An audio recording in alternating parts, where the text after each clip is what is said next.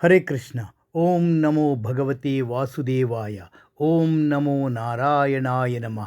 ఓం దీపజ్యోతి పరబ్రహ్మణే నమ.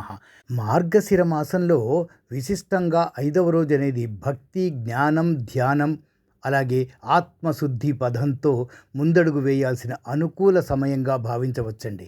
ఇది చల్లని వాతావరణంతో ఆధ్యాత్మిక చైతన్యాన్ని కలిగించే కాలంగా ఉంటుంది. ఈ రోజున విష్ణు సహస్రనామ పారాయణం, గీతా అధ్యయనం ఎంతో శుభప్రదం. భగవద్గీతలో మార్గశిర మాసం ప్రాముఖ్యతను శ్రీకృష్ణ పరమాత్మ ప్రతిపాదించినప్పుడు అది కాల సందర్భంగా సంబంధించే అర్థాన్ని కలిగి ఉంటుంది. మార్గశిరం అంటే మార్గం చూపే శిరోమణి. ఈ మాసం మానవునికి నిజమైన మార్గాన్ని చూపే కాలంగా నిలుస్తుందండి. గీతలో శ్రీకృష్ణ పరమాత్మ తనను అనేక రూపాలలో వ్యక్తీకరించినప్పటికీ మార్గశిర మాసాన్ని ప్రత్యేకంగా ప్రస్తావించడం ఈ కాలంలో ఆధ్యాత్మిక అభ్యాసం శ్రేష్టమైనదనే సంకేతం.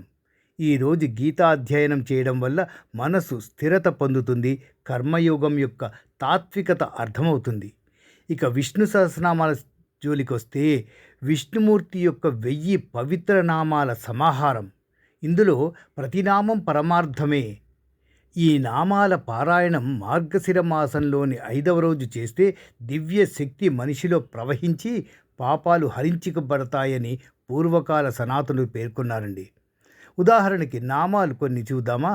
శాంతి, ధృతి, స్మృతి, జ్ఞానం, విగ్రహవాన్ వంటి విశేష నామాలు మనలో శాంతి, స్థిరత్వం, జ్ఞానాన్ని ఏర్పరుస్తాయి. ఈరోజు ఈ నామాలను జపించడం వల్ల మనలో ధైర్యం, భక్తి, శ్రద్ధ పెరుగుతాయి.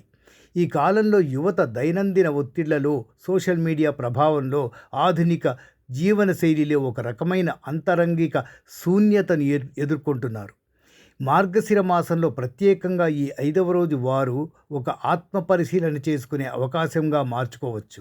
ఇది తమ చిత్తాన్ని లోపలికి మళ్లించే, ఆధ్యాత్మికతను అనుసంధానించే సమయం. ఈ తరానికి ఒక సందేశంగా ఉన్న ఒక భగవద్గీతలోని 18వ అధ్యాయంలో 62వ శ్లోకం చూద్దామా.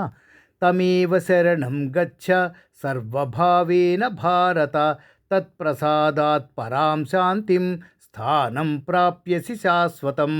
అంటే అన్నింటినీ వదిలి పరమాత్మని శరణు వేడాలి. ఆయన కృప వల్ల శాశ్వతమైన శాంతిని పొందగలుగుతారు. ఇది మార్గశిర మాసం సారాంశాన్ని ప్రతిబింబించే శాశ్వత సందేశం. ఇలాంటి విషయాలు మా ఛానల్ ద్వారా చాలా సమాచారాన్ని అందిస్తూ ఉన్నామండి. సబ్స్క్రైబ్ చేయడం ద్వారా మీ సహకారం కోరుకుంటూ సర్వం కృష్ణార్పణమస్తు. హరే కృష్ణ.